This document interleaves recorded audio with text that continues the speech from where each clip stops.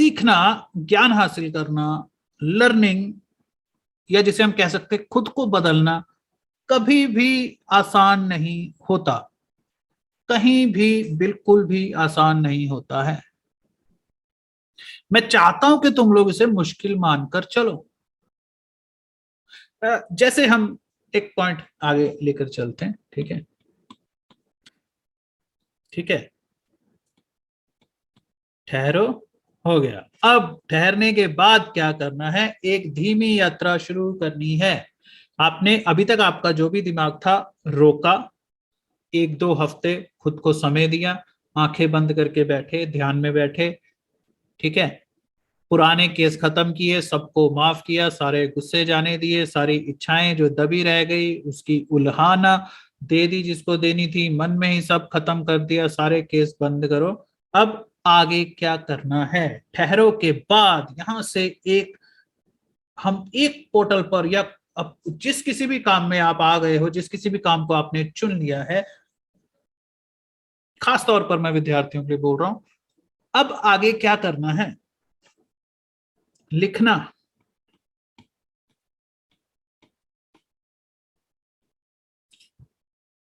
ठहरो के बाद, है ना, जब हम देवताओं के हाथ देखते हैं तो ठहरो के बाद करो।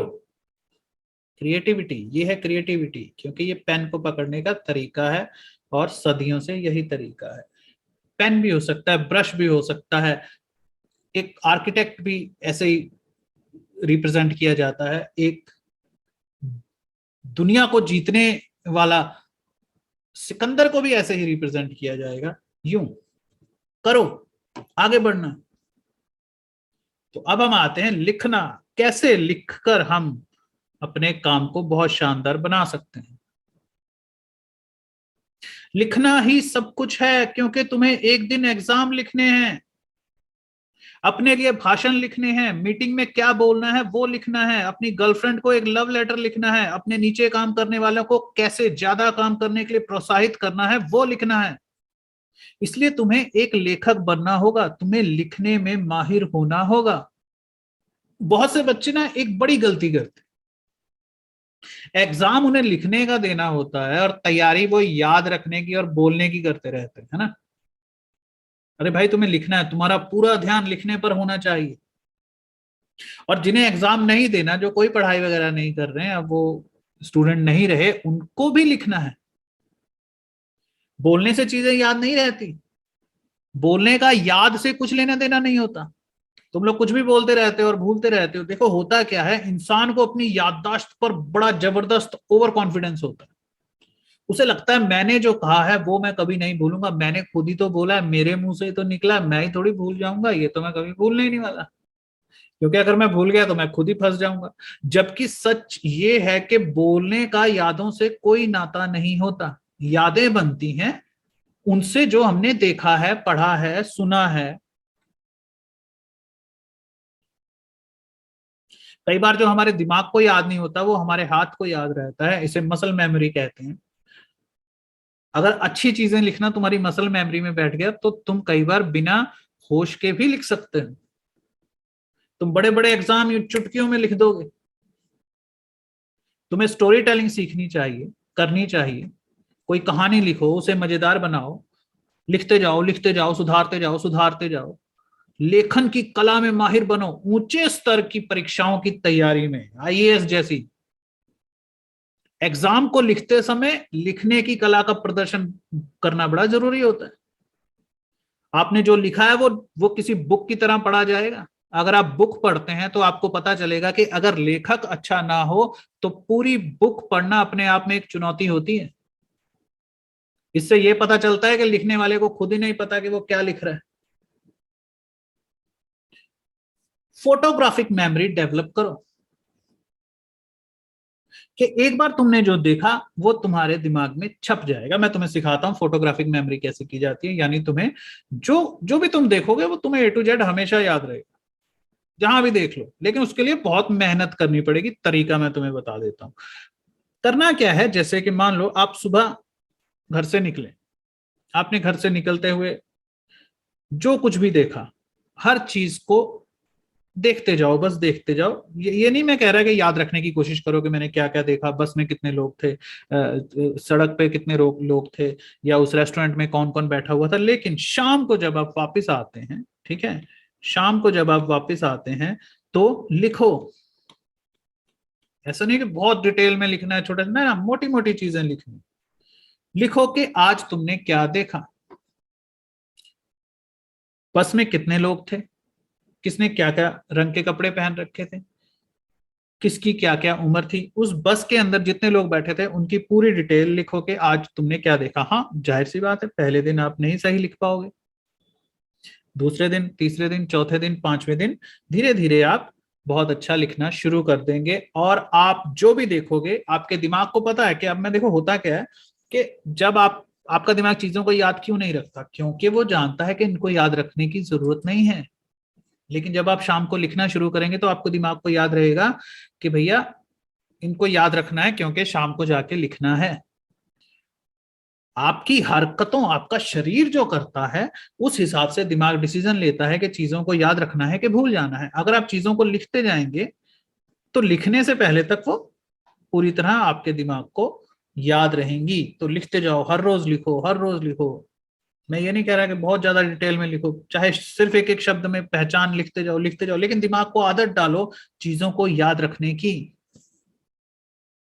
लिखने से दिमाग का एक बहुत बड़ा हिस्सा काम करने से बच जाता है, क्योंकि दिमाग जानता है कि जिस विचार पर मैं काम कर रहा हूं मैंने उसे लिखा हुआ है, तो भूल जाने की चिंता और दबाव उस पर होता ही नहीं है। मैंने तुम्हें एक बड़ी अच्छी चीज बताता हूँ यहाँ पर। पिछली सदी में लिखने का रिवाज बहुत ज्यादा था। मतलब पिछले, तुम ऐसा लगा लो कि पिछले 300 से लेके 400 साल है ना, जो उसमें इंसान ने बहुत लिखा है, क्योंकि तब एक ही तो इंसान के पास सबसे अच्छी चीज थी, सीखना, लिखना, पढ़ना। उसके पास किताब होता था, पेन होता था, और वही उसकी जिंदगी होती थी। जैसे आजकल मोबाइल हमारी जिंदगी है, कंप्यूटर हमारी जिंदगी है, वैसे ही बुक ही कंप्यूटर हुआ करता था, बुक ही नोटबुक ही मोबाइल हुआ करती थी। लोग उसमें लिखते रहते थे, लिखते रहते थे। यही लोग हैं जिन्होंने हमें फिजिक्स और केमिस्ट्री के बड़े बड़े रहस्य सुलझा कर दिए हैं, क्योंकि उन्होंने अपने दिमाग को किताब में उतार लिया था। और दिमाग को किताब में उतार कर रिपेयर किया जा सकता है, समझे? किताब के साथ हम बहुत कुछ कर सकते हैं। अगर आपने अपने दिमाग को किताब में उतार लिया है तो उसकी उलझनें ठीक की जा सकती हैं, उसकी क्षमता बढ़ाई जा सकती है, उसकी कमियां हटाई जा सकती हैं। डायरी एक किस्म से तुम्हारे दिमाग को खोलकर सामने रख देना है। या फिर कोई प्रोजेक्ट, जरूरी नहीं कि डायरी लिखनी है। अगर मान लो आप एक प्रोजेक्ट पर काम कर रहे हैं, आप एक मशीन बना रहे हैं, आपको आपको उस मशीन में से किसी तरह एनर्जी को अपने डिवाइस तक पहुंचाना है, तो वो तुम्हारा दिमाग है। सामने उतारना, प्रोजेक्ट पर काम करना, एक्सपेरिमेंट करना। एक बार तुमने लिखना शुरू कर दिया तो तुम्हें लिखने का आनंद पता चलेगा। जो भी तुम्हारे दिमाग में विचार आते हैं वो शब्द ब शब्द तुम्हारे सामने पड़ा हुआ मिलेगा। तुम यहां वहां शब्द को उठाकर यहां वहां कर सकते हो, इस शब्द को यहां लगा दो, इस लाइन को उठा के यहां फिट कर दो। तुम बहुत सारी काट छांट कर सकते हो, गलतियों को हटा सकते हो। पुराने विचार भी वहीं कटे हुए पड़े होंगे, है ना? अगर तुमने ये एक थॉट है, तुमने उसको काट दिया, लेकिन अचानक तुम्हें उसकी जरूरत है, तो वो भी वहीं है। जैसे जैसे तुम्हारी नोटबुक निखरती जाएगी, या जो एक्सपेरिमेंट तुम कर रहे हो, जो प्रोजेक्ट तुम बना रहे हो वो सुधरता जाएगा, वैसे वैसे ही तुम्हारा दिमाग और उसके सीखने की क्षमता निखरती जाएगी।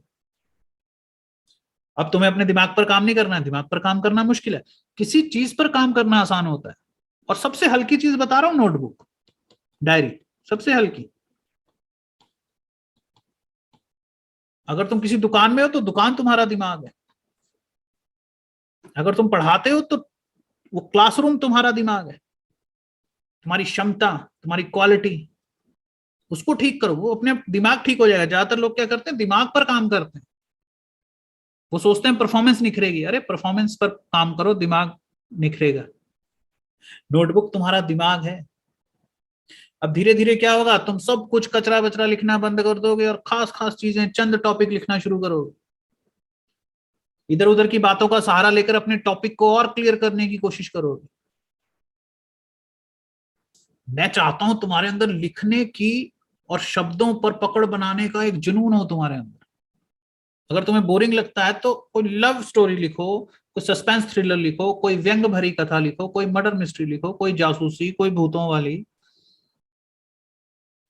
चलो अब बात करते हैं इन सब का, ये जो कुछ भी मैं बता रहा हूं ठीक है, इतना कुछ मैंने बताया, इन सब का एग्जाम में लिखे जाने वाली सामग्री से क्या लेना देना है? बेशक सब कुछ लेना देना है।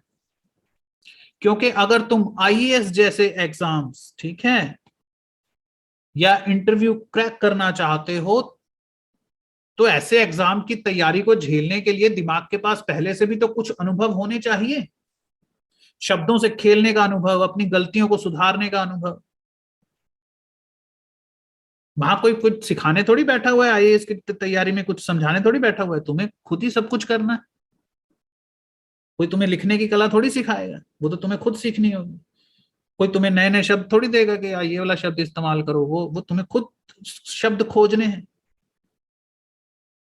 जब तुम इंटरव्यू देने जाते हो तो तुम्हारे दिमाग को पहले से पता होना चाहिए कि किन शब्दों को बोलने से सुनने वाले को चोट पहुंचती है, किन शब्दों के उच्चारण से सुनने वाला प्रसन्न होता है। देखो ऐसे तुम खुद को बदलने जाओगे तो कौन बदलता है? कितनी बड़ी लंबी कठिन चीज है। मैंने आज की क्लास की शुरुआत में पहली लाइन ही यही बोला कि सबसे मुश्किल चीज है बदलना। मैं ऐसा नहीं कह रहा कि कोई बदल नहीं सकता, मुश्किल है। देखो फिर सोचो वो लोग, तुम्हें तुम्हारे मन में उनके लिए सम्मान पैदा होगा ना, जो लोग नशा छोड़कर एक्सरसाइज करना शुरू कर देते हैं और आवारागर्दी छोड़कर पढ़ाई करना शुरू कर देते हैं, वो बदलाव लाते हैं अपने अंदर, तुम्हें तो उनके पांव छूने चाहिए, क्योंकि ये सबसे मुश्किल है। मगर देखने में लगता है आसान है ना, खुद नहीं किया, किसी को देख रहे हैं क्या, लोग कुछ भी बोलते रहते हैं। कहानी लिखना तुम्हारे अंदर बदलाव का एक सबसे अच्छा तरीका। मान लो तुम एक स्टोरी लिख रहे हो जिसमें एक युवा नेता है, उस युवा नेता के शब्दों में गर्व होगा, आत्मविश्वास होगा। तुम लिख रहे हो कि एक युवा नेता कैसे समाज को बदलने निकलता है, किन कारणों से वो नेता बना, उसके साथ ऐसा क्या हो गया जो वो इस रास्ते पर चल पड़ा। अब तुमने कहानी तो शुरू कर दी, अब तुम्हें कहानी खत्म भी करनी पड़ेगी, है ना। कोई बुक लिखने जा रहे हो तो खत्म भी तो करनी है ना, सारी जिंदगी लिखते थोड़ी रहोगे। तो तुम्हें उस कहानी को खत्म भी करना है। तुम्हें जल्दी जल्दी बताना होगा कि उसने कैसे दुनिया को बदला, कैसे लोग उसके पीछे चले, कैसे बड़ा बदलाव आया। तुम मुझे बता दो इसके अलावा और कोई तरीका है जिससे हम किसी चरित्र को अपने अंदर ढाल सके, किसी चरित्र को अपने अंदर लाना, वैसी भाषा बोलना, है ना। देखो आप आईएएस में इंटरव्यू लेने वालों को चकमा थोड़ी ना दे सकते हैं, आपको उसको आपको पूरी तरह पता होना चाहिए कि करेक्टर क्या होता है, अलग अलग चरित्रों की भाषा क्या होती है। तुम्हें हर इंसान की नब्ज को पकड़ना है। जब तुम लिखना शुरू करते हो, कहानियां लिखते हो, इस चरित्र ने ये कहा, उस चरित्र ने वो कहा।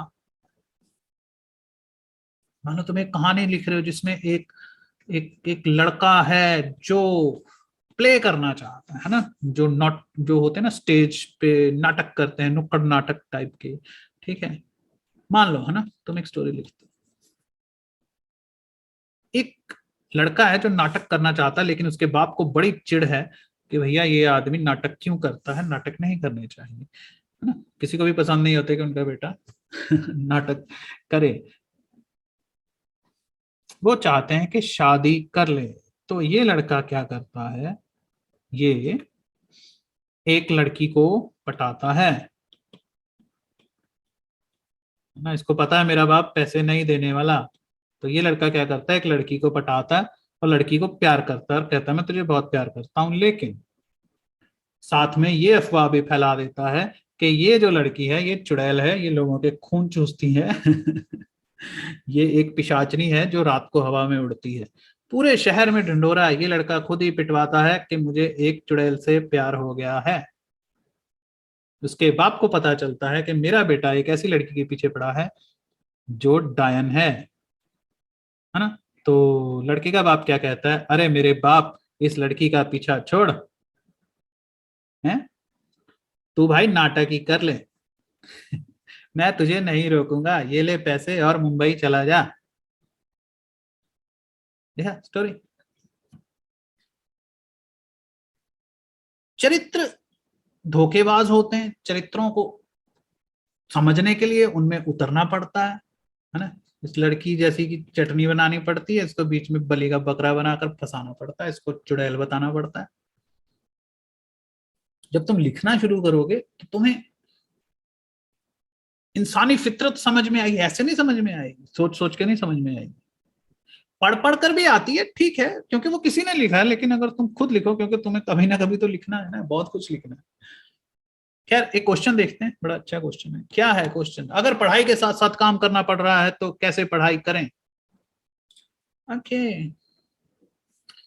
देखो तुम्हें चीजों को ना एक दूसरे के साथ एसोसिएट करना सीखना पड़ेगा।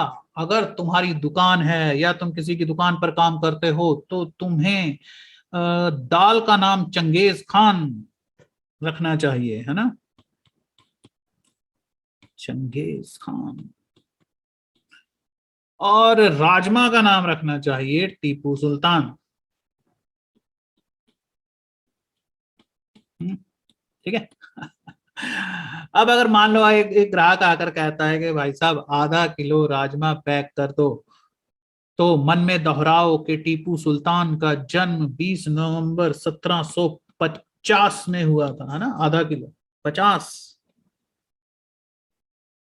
उन्होंने पहला युद्ध अंग्रेजों के खिलाफ जीता था जब टीपू सुल्तान 18 साल के थे।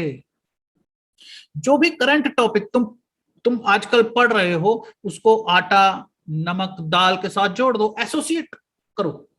तारीखें और घटनाएं याद करने के लिए कीमत का सहारा ले लो, है ना। जैसे 1500 रुपए की शर्ट है मान लो,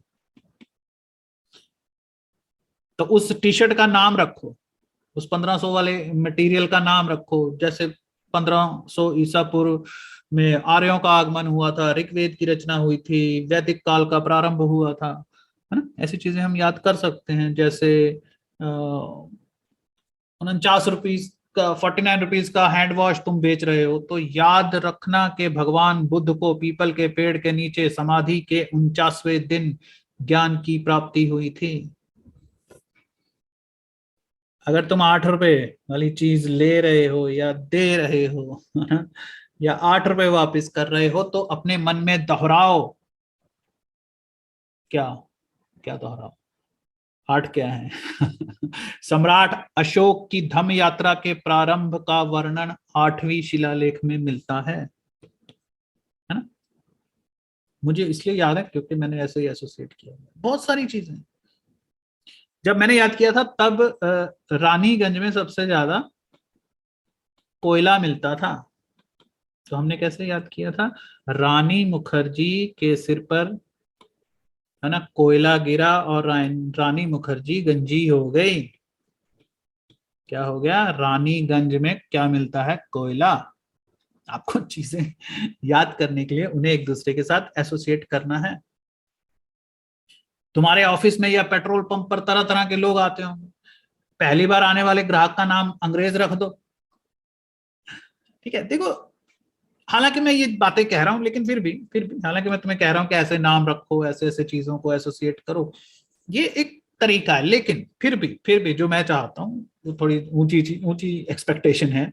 पहली बात तो ये है कि हर सब्जेक्ट को उसी की भाषा में सीखो, उसका स्वाद लो।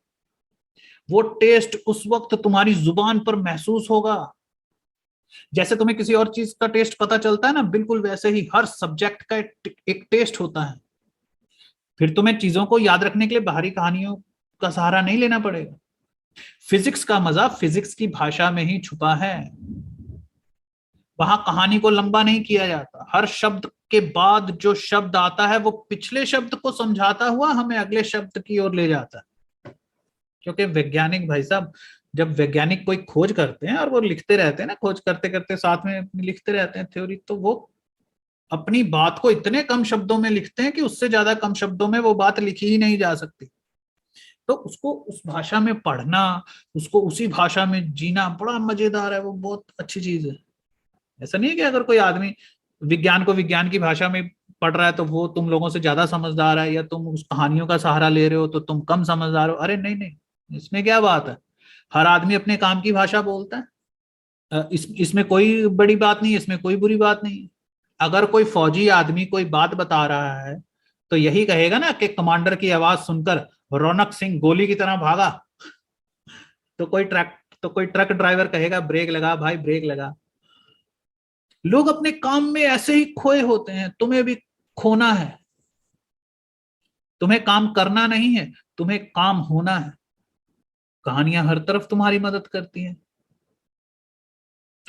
चलो अगर हम बात करें उन सब्जेक्ट्स की, जैसे मैथमेटिक्स, ठीक है, फिजिक्स, केमिस्ट्री, ये वो सब्जेक्ट हैं जिसमें कोई कहानी नहीं होती। वहां गणित है, आयाम है, निरी जानकारी है, एक उलझन है जिसे सिर्फ सॉल्व किया जा सकता है।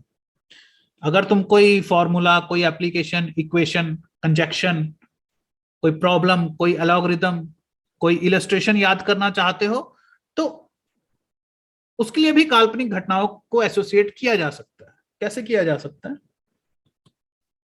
मुझे कौन बताएगा? जिसका मैं नाम लूंगा वो बोलना कोई भी एक शब्द। जैसे मैंने लिखा है हेलीकॉप्टर, दूसरी चीज है कार, मान लो तीसरी चीज हम क्या कह सकते हैं, टमाटर है, चौथी चीज कोई भी। जब हमें कोई लिस्ट याद करनी है, या हमें कोई कंजेक्चर याद करना है, या कोई एप्लीकेशन याद करनी है, उनको समझना,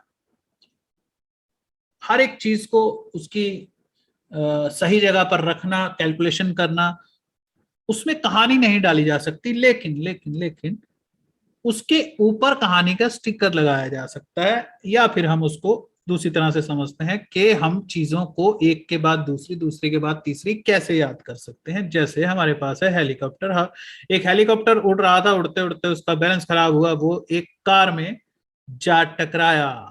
कार चल रही है, ऊपर हेलीकॉप्टर टकरा गया, कार और हेलीकॉप्टर दोनों में आग लग गई, और दोनों कहाँ घुस गए?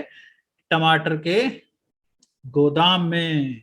टमाटर का गोदाम पूरी तरह बिखर गया। ठीक है, टमाटर के गोदाम में एक आदमी लेटा हुआ था बेड। जो आदमी टमाटर के गोदाम में लेटा था अपने बेड पर, वो अपना बेड उठाकर वहां से भागा भागा भागा भागा। उसको एक एनाकोंडा ने पकड़ लिया। एनाकोंडा ने पकड़ लिया और उस एनाकोंडा ने उसको कहाँ फेंक दिया? लपेटकर रिवर में। लेकिन तभी एक होमोसेपियन वहां पर घूम रहा था। उसने उस एनाकोंडा को पकड़कर अपने पास रख लिया और बेड वाले आदमी को भेज दिया घर। ओके, और अब वो होमोसेपियन और वो एनाकोंडा मिलकर प्ले स्टेशन पर गेम खेल रहे हैं। कौन सी गेम खेल रहे हैं? सुपरमैन। ठीक है सुपरमैन। तभी वहां एक फौजी आता है और वो बिना कुछ सोचे समझे उनको गोली मार देता है सबसे एक एक पहले एक चीज का नाम, तो हेलीकॉप्टर। कहानी नहीं सुनानी, एक एक चीज का नाम लेना है, चीजों के नाम। हेलीकॉप्टर, कहानी अपने दिमाग में। हेलीकॉप्टर, हाँ हाँ। Car, hmm. Bed, anaconda, river, PlayStation, नहीं, टमाटर सुपरमैन, टमाटर फौजी। रह गया। टमाटर छूट गया। टमाटर रह गया देखो एक बार और सुन लो, कहानी नहीं अब बोलूंगा। हेलीकॉप्टर, कार, टमाटर, bed, anaconda, river, Homo sapien, play station, Superman, और सबको मारने वाला फौजी। जल्दी, मेरे पास टाइम नहीं, एक आदमी को एक चांस मिलेगा बस, उसके बाद आगे चलूंगा। ये खेल खेलने संयम, चालू हो जाओ बिना रुके। हाँ जी सर। हेलीकॉप्टर, कार, टमाटर, हम्म, हम्म, टमाटर टमाटर बेड हाँ ठीक है ठीक बेड है, गुड। हाँ बेड, एनाकोंडा, रिवर, हाँ हाँ, होमोसेपियन, बिल्कुल। प्ले स्टेशन, हाँ जी। सुपरमैन, फौजी। उसके बाद भी था एक हाँ टाइम मशीन, वो हमने इंक्लूड नहीं किया। ठीक है ठीक है। देखो मैंने ये बहुत ही छोटा सा बनाया है, ये लिस्ट आपको प्रैक्टिस में ही 25-50 से शुरू करनी है, क्योंकि ये बिल्कुल आसान है, आप कुछ भी कहानी जोड़ सकते हो, बस वो ऐसे नहीं होनी चाहिए, वो एक दूसरे से, देखो दोनों चीजें आपस में जुड़ी होनी चाहिए। ठीक है, तो क्वेश्चन इज, पहले देखो इस चीज को समझो, हेलीकॉप्टर और कार को एसोसिएट किया, ठीक है, फिर हेलीकॉप्टर को भूल जाओ, कार को और टमाटर को एसोसिएट करना, ठीक है, फिर कार को भूल जाओ, टमाटर और बेड को एसोसिएट करना, इनको आपस में एक कहानी, बेड का कार से कुछ लेना देना नहीं, सिर्फ इन दोनों को। आप ग्रोसरी की लिस्ट याद कर सकते हैं, क्या लाना है, आप खुद को आदत डालो, खुद को चैलेंजेस दो, और भी बहुत कुछ है। ठीक है, आप बहुत कुछ याद कर सकते हैं जब आप चीजों को जोड़ते हो आपस में,